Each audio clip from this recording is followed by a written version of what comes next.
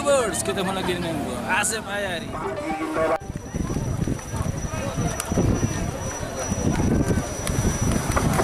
Mana?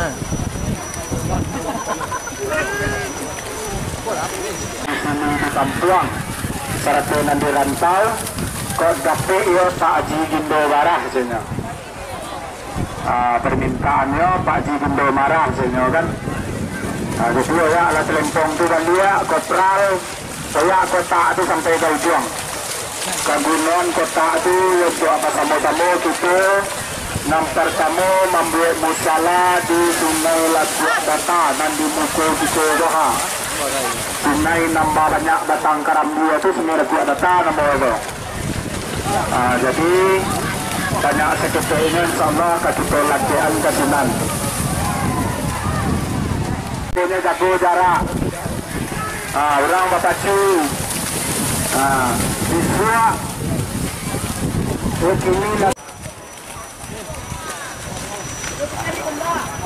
Jadi tuak na lokal ya Pak, na lokal tukang wayak Talempong masuk ala karena ya. Ambil informasinya.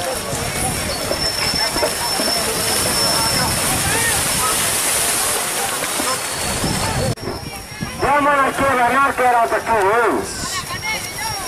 Allah kan ni. Ya, terlalu lagi kepada penang. Ya ada doi.